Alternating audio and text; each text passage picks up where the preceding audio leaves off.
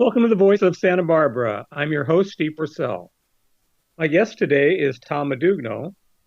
He is one of the persons who know more about Goleta history than just about anyone.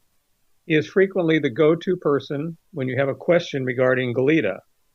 Today, Tom will answer some questions and provide background on a variety of topics, many of which I either did not know or misunderstood.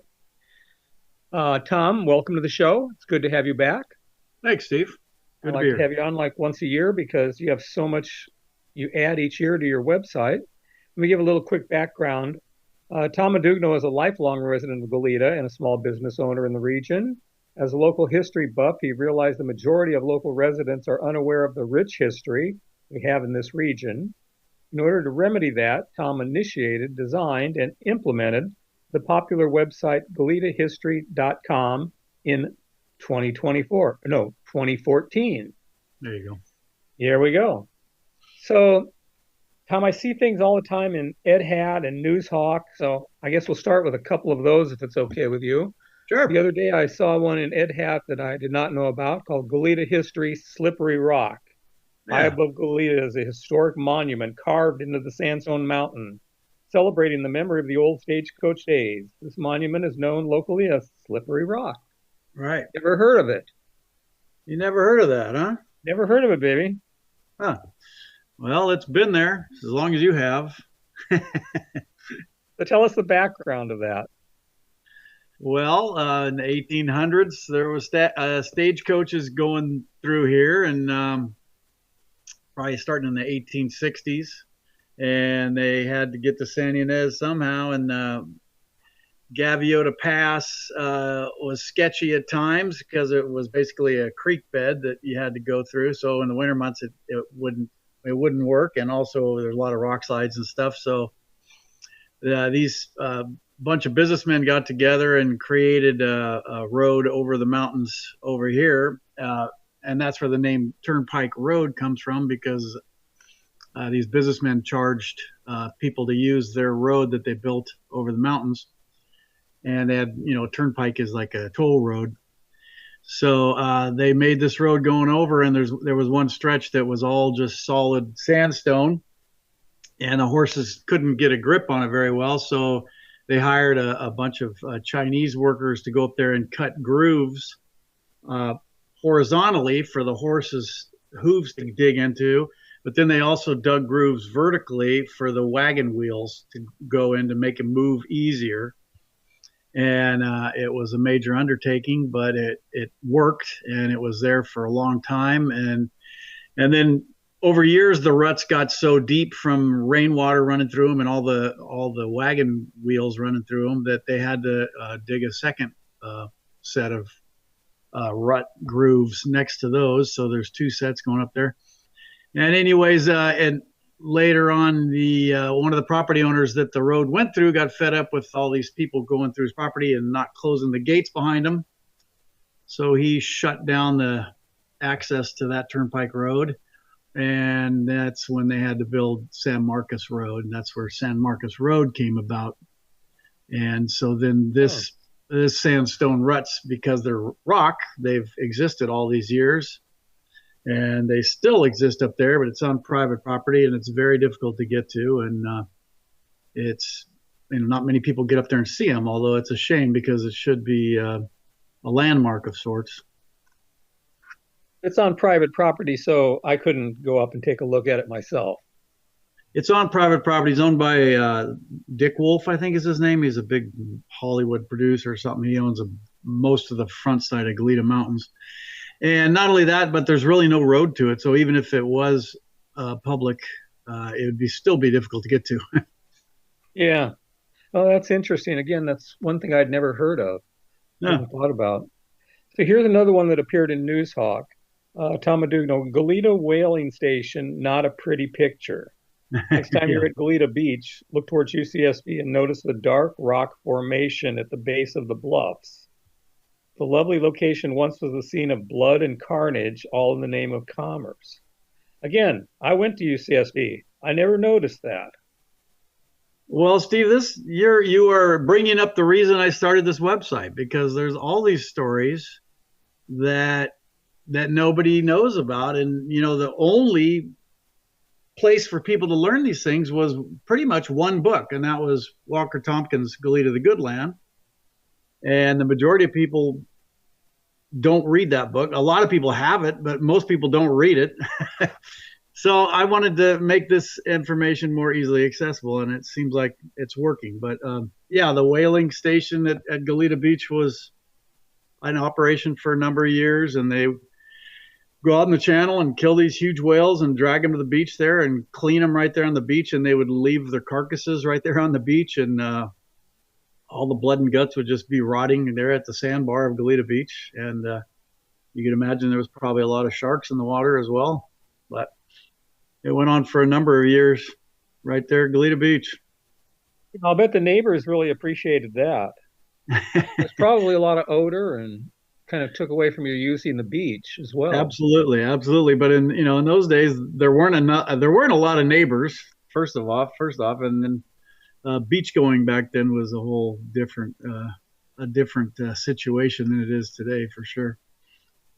Oh, you have a really interesting picture on that. I would encourage our listeners to go to Goleta History and take a look at that, because I really like this picture you've got with the guy standing on the whale carcass. Yeah. And explain about the process where they just took this was for creating oil, how they just took the blubber off it and left the rest of the carcass there. Right. They just took the blubber, just basically skinned it and left the rest of it there. And, I guess they would hope it would get washed out to sea, but it didn't always happen that way. And yeah, it was, a lot of food for a lot of ocean animals, but it surely must have stunk. I would suspect. Well, anyway, again, if you go to the website, you will see a couple of very interesting pictures about this. Yeah, and I want to, if I could, Steve, when you do go to the website, I have a lot of stories now, like almost 100. So if you just go to the menu and click on menu, and there's a search bar comes up, and you can just type in whaling or whatever you're looking for, and then any stories that have anything about that will pop up. A lot of people don't know about that. Right, and it's goletahistory.com, right? That's correct. Good. Okay, well, let's see some of the others, because I've got quite a few. Okay. Another one is, who in the world is Elwood? This appeared in Newshawk.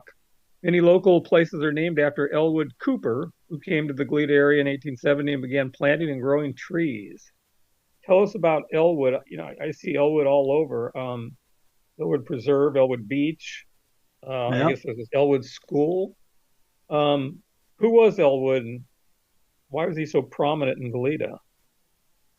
Yeah, Elwood was an amateur horticulturist, I guess, but he was a businessman that was invited here by Colonel Hollister, W.W. Hollister.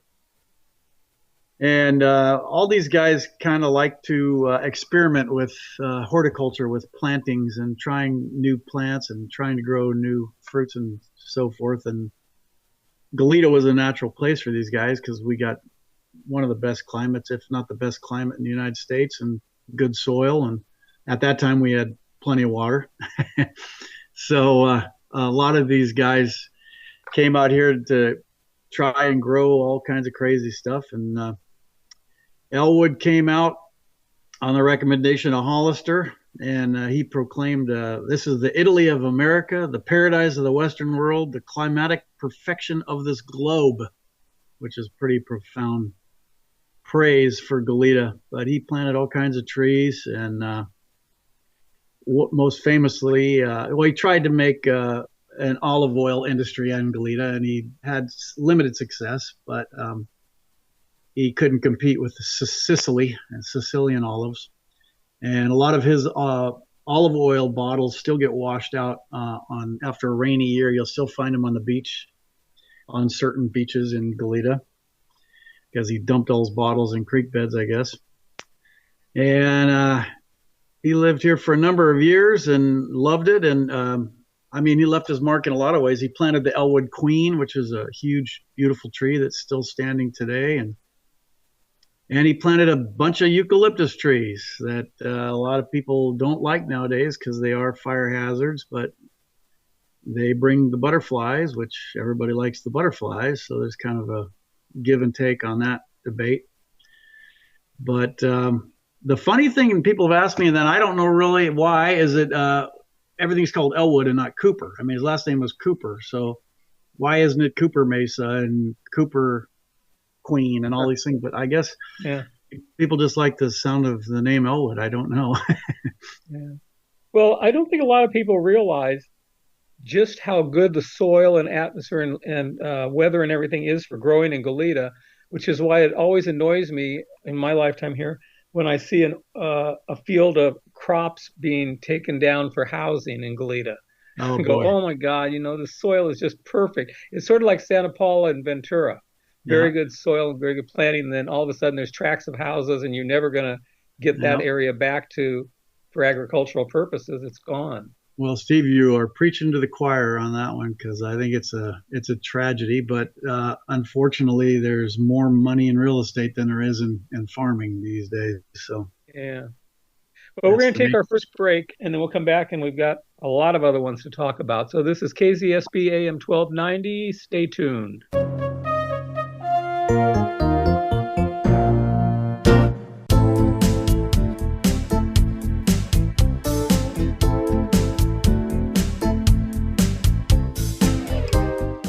Welcome to the Voice of Santa Barbara. I'm your host, Steve Forsell. You're listening on Voices of Santa Barbara at KZSB AM 1290 and FM 96.9. Today is the 10th of June. You're hearing the show between 10 and 11 a.m. If you miss it, you will be able to hear it this evening at 8 o'clock or this coming Sunday at 10 a.m. You can listen to it by going to any of those devices. Alexa, Siri, etc., and just say play KZSB AM 1290, and magically you will be in tune. So my guest today is Tom Modugno, and he's talking about things in Goleta as always. He has a background of the history of Goleta that is astounding, really, and can tell you about pretty much everything and things that you did not know or did not suspect. So Tom, I'm kind of moving on to my next one, which was also a news article, The Birth of Haskell's Pier. Right. Yeah, tell us about that. Is an icon in Goleta, It and how did is. that get started? Well, it's an icon now because it's about the only one left. After the big oil strike at Elwood in 1928, there were a lot of oil piers. Where Sandpiper Golf Course is now, there was a lot. I would say 20 or 30 piers all along the Elwood coast and up the Gaviota coast. A real frenzy started, like a gold boom of black gold oil, and it was not a very pretty sight. There was so many oil piers, but one by one they all dried up and got torn down, and today Haskell's Pier is the last one, and it has existed because it had multiple purposes. While it was originally built for a drilling rig, it later became useful as a takeoff departure point for workers on the oil derricks. So the boat that still is parked out there all the time picks up workers used to pick them up at the end of the pier and take them out to the oil derricks for their work shifts.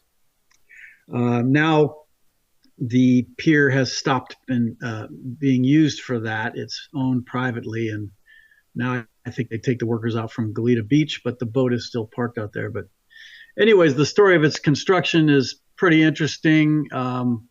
It was kind of a last minute oil lease situation. They had a really tight time constraint to get this pier built, and it makes for a real dramatic story. Walker Tompkins, again, is the reason that we know this story. He interviewed Sam Mosher at length. Sam Mosher was the oil executive that was responsible for all this. And Walker Tompkins interviewed him, wrote a book about his life, I think. And he got the story about how they built this pier in like record time and got it done just before the lease, the time when the lease ran out.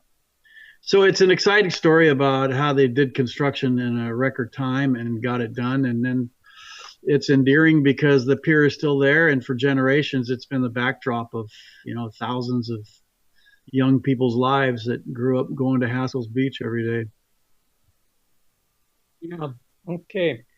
You know, I always intend to do this when I talk to you once a year, and that's talk about your surf site.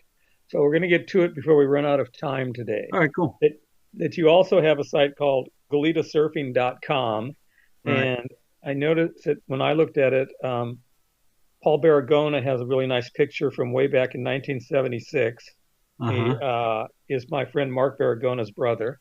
Right. So we have talked about this before, and tell us how about the Goleta surfing site because that keeps you busy too, I'm sure. Yeah, and it's kind of like my child that doesn't get much attention nowadays because history has kind of consumed my life. But that was the first website that I started, and it started off just pictures. I just started posting pictures that I had taken while out surfing of friends and stuff, and it really I got obsessed by it. Stoked, as they would say. I was Yeah, extremely stoked when I first started surfing, and I got a camera and I was taking tons of pictures. And then and people really enjoy seeing photos of themselves surfing, obviously.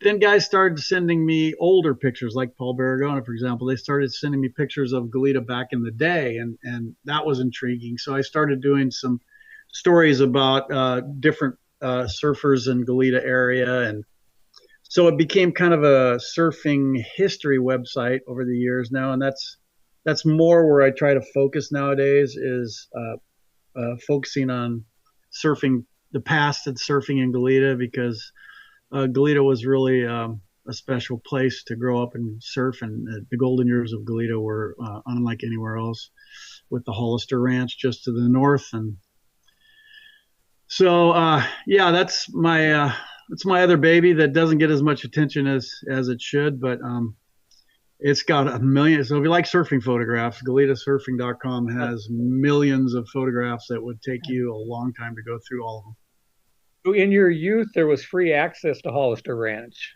Yeah. Not my youth, but in a little older than me, guys Oh, could get in there, yeah, before they yeah. privatize it. I've been working. I'm on the board of Gaviota Coast Conservancy. We've been working for quite a while about Oh yeah, access issues to right, right. Hollister Ranch. But I just want to Anyway, say the reason I have GoletaHistory.com is because of this Goleta surfing website, because that's where I learned how to make websites and how to do it, and so it was kind of a natural evolution.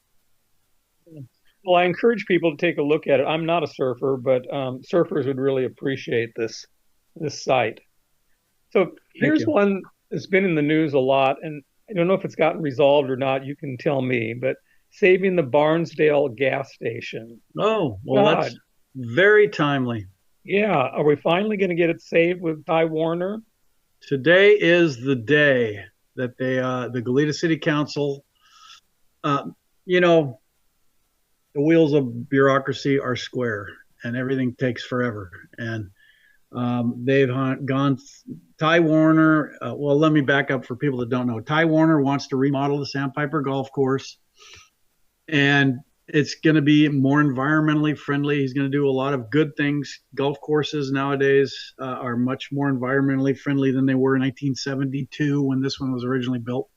So he's going to do a lot of improvements. A lot of good things will be done.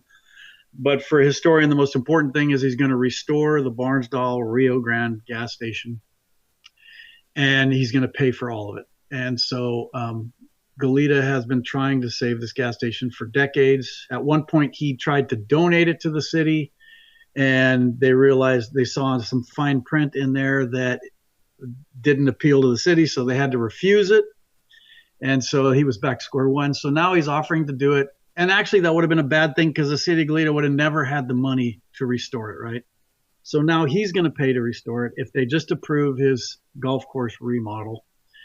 You can read all about it. I've covered it a million times on my website. But today is the day of the last Goleta City meeting, hopefully the last Goleta City meeting. If the city council approves it today, it will go to the Coastal Commission next, which is a whole nother can of worms. But It's already gone through the historical committee. It's gone through the design review board. All these meetings we've been going through, and today is the last one that is with the city council. So hopefully they pass it.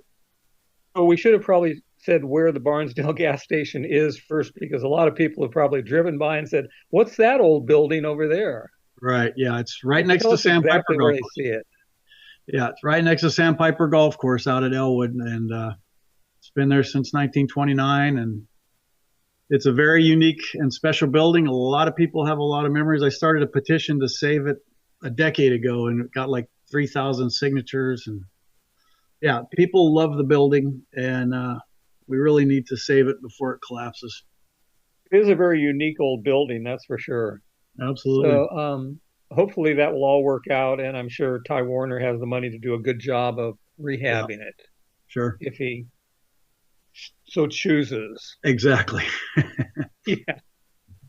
That's the Okay. thing. I think we have 1 minute. We'll check, maybe get started on. Well, maybe we'll go ahead and take a break since we're down to 1 minute. I don't want to start on the next one and have to be interrupted. So this is KZSB AM 1290. Stay tuned.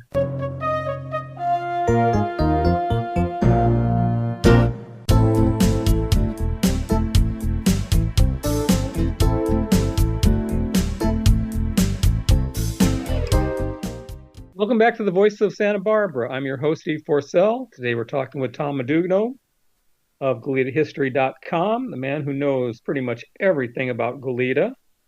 We're on KZSB AM 1290 and FM 96.9. If you would like to hear this show, you are listening either today, which is the 10th of June, live from 10 to 11. If you miss it this evening, you'll be able to hear it at 8 o'clock. If you miss that, Sunday morning at 10 a.m. If you miss that, you're going to be out of luck. Just get your old-fashioned radio or any of your eavesdropping devices and say, play KZSB AM 1290, and you'll be in tune. So, Tom, I like at the end of sort of the halfway point to let you give your information about contacting you. I know we've mentioned your site several times, but go ahead and if people have either a story they would like you to pursue or they have a question that they want to pose to you, how would they best contact you? Best way is to go to GoletaHistory.com, and on the opening page, you'll see a menu in the upper left. Just click on menu, and you'll see a contact. Click on contact, and there is a contact form there. You can send me a message, and I will respond. Terrific. So this may have been a good one to have started with. Why is Goleta called the Good Land? Right. People have got license plates with the Good Land. We always say the Good Land. Why is it the Good Land? Well, that's a great question, and nowadays it is. And I felt inclined to make this page because Goleta is changing so much nowadays, and we are growing by leaps and bounds, and a lot of new people are moving here that don't know any of the history, which is another reason I started the website. But everybody's calling Goleta the Good Land. There's all these businesses, Good Land this, Good Land that, and so if you just Googled, I just Googled why is Goleta called the Good Land, and I got a bunch of websites like realtors and bankers and basically businesses explaining why they thought it's called the Good Land, and it's basically all stuff to do with whatever they're selling, houses or a lot of people talk about the beaches and so forth, but I wanted to get back to where it really came from, and so long-time locals will say, "Oh, it's from Walker Tompkins' book from 1965 or 1966." Walker Tompkins wrote a book called Goleta the Good Land. And that is right to a degree, but if you read the book, you will learn pretty quickly that the good land was a phrase used by one of the original European explorers, who actually a priest that was keeping a journal with Portola, and he described the area as a very good land. And so Walker Tompkins took that quote, good land, and used it on his book cover, Goleta the Good Land. And it has stuck around for 50 years.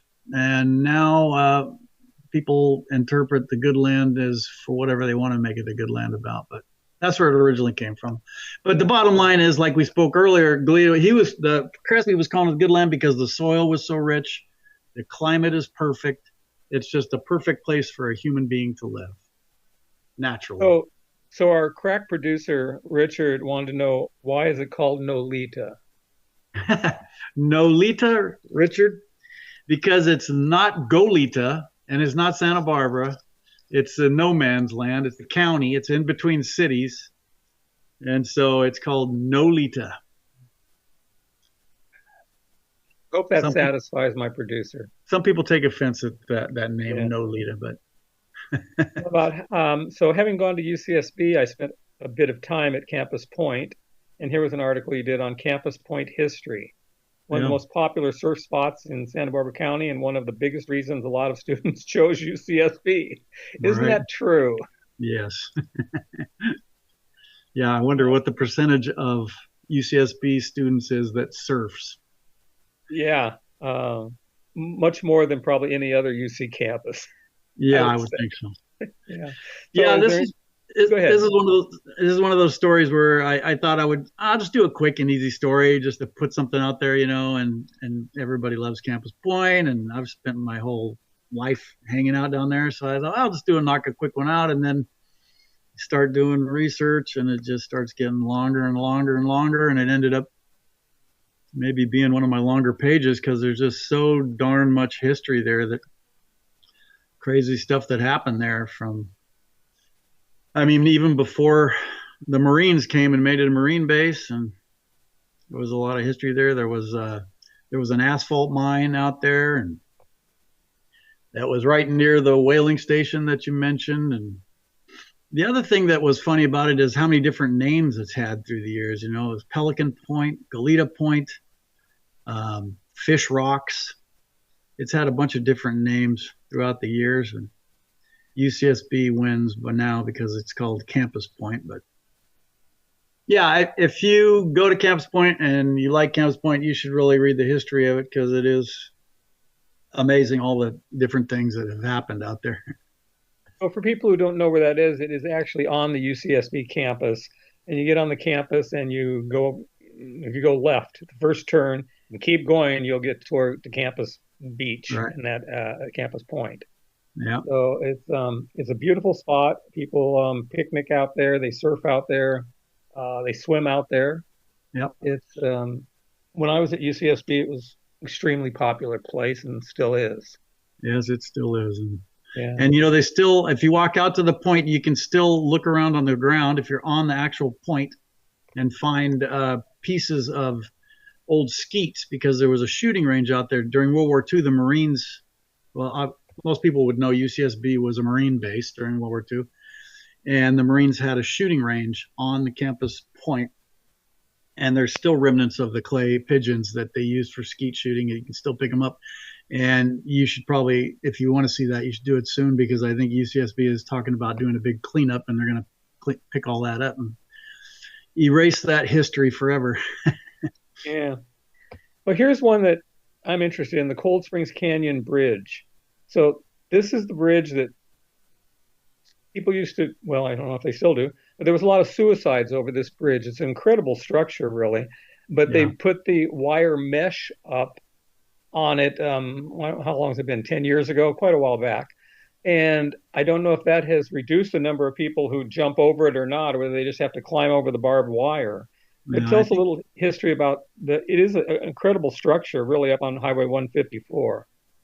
Yeah, it really is. At the time it was built, it set a bunch of records for how long and how big of an area it goes over. But before they built Cold Spring Bridge, it was a very long and windy road coming up the pass, and that changed everything for San Marcos Pass, really.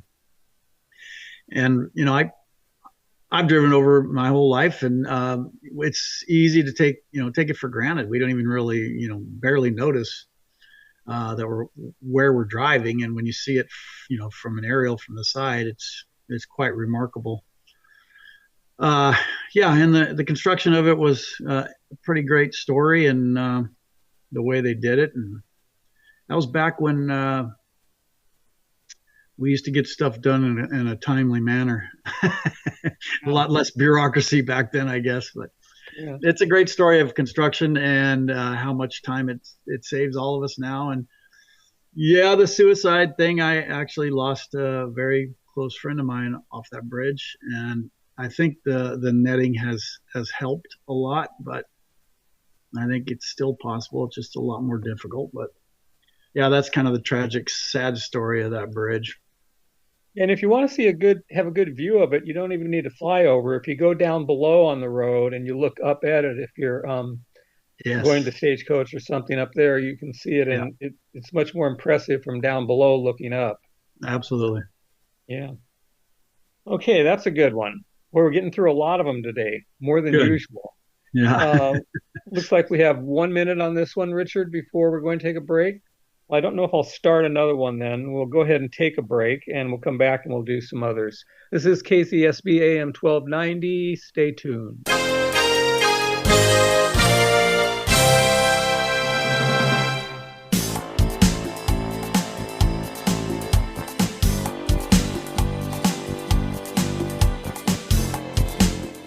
Topics. Everything from surfing and its other website to all of the historical things in Goleta and why it's called the Good Land. If you missed any of that, you can hear us, you'd be listening today at 10 to 11 on the 10th of June. If you missed that, listen this evening at 8 o'clock or this coming Sunday at 10 a.m. and you will be able to hear Tom's explanation about all of these different things involved in Goleta. So I think we're going to be able to get through most of these then, Tom, for a change. One that I Okay. have here is the Goleta Marina. Did you know in the past 100 years, several attempts have been made to turn the Goleta Slough into a marina? Boy, that seems like today it'll never happen, but I imagine in the past, environmentally, that it had a better chance in the past than it does now. Yeah, that's for sure. Nowadays, it's the Goleta Slough Preserve, so it's protected. What's left of it is protected, but a lot of people don't know that the slough used to be a pretty large body of water, and in the early days, it was used as a harbor. Good sized ships would come in there, but depending on the tide, the mouth of the slough was always a difficult proposition that you needed to time it properly and come in when the tide was high enough. And there were a lot of shipwrecks around the mouth of the slough for that reason. But yeah, I mean, going back even further, the Chumash. I mean, the Goleta Slough was like the largest population of Chumash in the state of California, and it was because there was this big open lagoon, or just basically a bay, and full of fish, and in the middle of it was this island called Mescaltitlan Island. And that all changed when the Marines came, and in a hurry they built a Marine air base where our airport is today, and they used half of that island to fill in the majority of that slough. So what we have now is just a remnant of the slough, but even after the Marines did that, there was still enough slough left for a lot of developers to get the idea that we can make a harbor there, we can make a marina there, right next to the airport, and so we could bring boats in. And they had multiple plans came through the years of a new harbor with, of course, 1,000 houses surrounding it, and something like you might see down in Oxnard or something down there where they have those neighborhoods built right on the water. But it always ran into one problem or another. And I think the closest it ever got the problem was that the airplanes coming into land would come in so low that they would hit the boats. I don't know. It's an interesting story. You should read it firsthand. But nowadays, it's never going to happen because the slough is protected nature preserve. So. Okay, here's an interesting one that I like. Goleta Asphalt Mine. Did you know, looking Right. at this, boring clump of ivy on the UCSB campus holds a lot of historical importance. Who knew? Right. You went to UCSB. Did you know that when you were going to school I there? did not know that, and I was there for 4 years. Yeah. Yeah. Most people don't. And they did a pretty good job of hiding that there is one existing opening left that's covered with ivy, but I'm sure it's probably all filled in now. But yeah, I was right out there by the lagoon at UCSB, and it's basically where the faculty club is now. That's where the mine was, and it was a pretty successful asphalt mine. That was back when it started. Asphalt didn't have all the uses that it does nowadays, but it was still the biggest industry in Santa Barbara County for a while, and it made a lot of money. And eventually, they found easier to access asphalt over by Santa Maria, so they shut down the Goleta asphalt mine. But it was quite a big industry in Goleta for a while. Well, it's interesting. And I guess it goes back a long ways with the Chumash Indians using the tar, oil, and asphalt. Absolutely, and that was one of the reasons the Chumash were such a successful group of people, is they had that added uh, tool in their toolbox if you want to say it like that. I mean, they had the best boats. They were very seafaring, and asphalt helped construct that. And I've been seeing lately, there's another story I did just called Tar, Goleta History Tar. If you Google that, it'll come up. And it shines a light on why we have so much tar in our water. And, you know, a lot of people jump right to the oil spills automatically, but we've had tar on our beach since the Chumash were here, and they utilized it for a lot of things. How funny you should say that. It's second or third up on my list, and Oh, okay. it's just called tar. If you Right. spend any time at all on the beaches of Goleta, you know what tar is. Well, I don't think Santa Barbara is pretty much the same thing. And yeah, I do want you to explain this because I've been here for since 1968, and you used to get tar on your feet a whole lot more than you do now on the Santa Right. Barbara and Goleta beaches. And yes, people always said that it was that before it was leakage from the rigs out in the ocean, but maybe that's not the case. Right. Explain that about tar. You have a nice picture here on your website of a guy's foot that looks like tar, and that's the way it was way back when you came to home, you had to clean yourself off before you went inside. That never Yeah. happens anymore. Oh, it does. It does. Yeah. It depends on really summertime. It's more prevalent for a couple of reasons, because there are less waves to break up the seepage, and there's a lot of times more wind pushing it ashore. And the other thing about summertime is there's more people walking on the beach than ever, so it becomes more noticeable.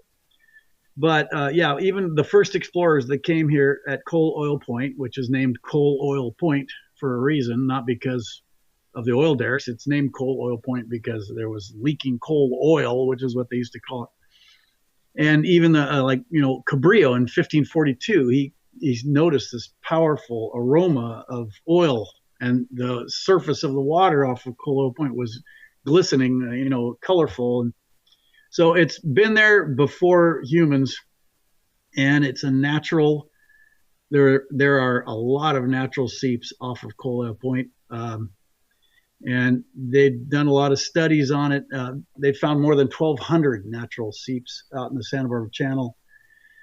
And there's an amazing fact on there that even blew me away. But according to the NOAA, which you tell me what that stands for, but they say 5 million gallons of oil dumped or leak into the ocean annually, and at Coal Oil Point alone, between 4,000 and 25,000 gallons of oil per day leak into the ocean.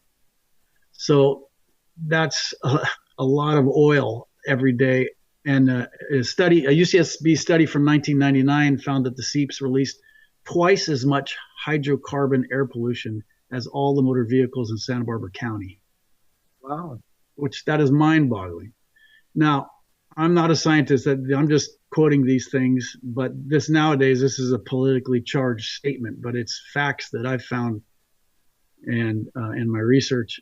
But I do think that the oil that seeps naturally is different than the processed oil that might leak out of a pipe or something. That's a whole different type of oil. But the natural seeping oil that causes tar, it is natural. Don't blame it on the oil derricks. It's always been there. Yeah, because that has been a common misconception then. Right. People And have that's, always said, is there less tar now in oil because they have taken so much oil out of the channel, so there's less oil, or is the seepage still about the same? There's still a lot of oil out there, or have they depleted the oil supply so much out there by drilling over these last, 50, 60, 70 yeah. years? I don't think they've depleted it. That's that's a guess. A lot of people say that the reason there's more tar now is because we're not drilling, and I don't know if that's true or not. That's open for debate, and it gets debated every day on the internet. But there's still a lot of oil out there. We have not depleted it. There's still a lot of oil underground. Whether it gets influenced by if the oil wells are going or not, I can't say. Okay, great. Richard, are we ready for a break, or do we need to take a little more time? We're ready to live. Then we're going to take our last break. This is KZSB AM 1290. Stay tuned.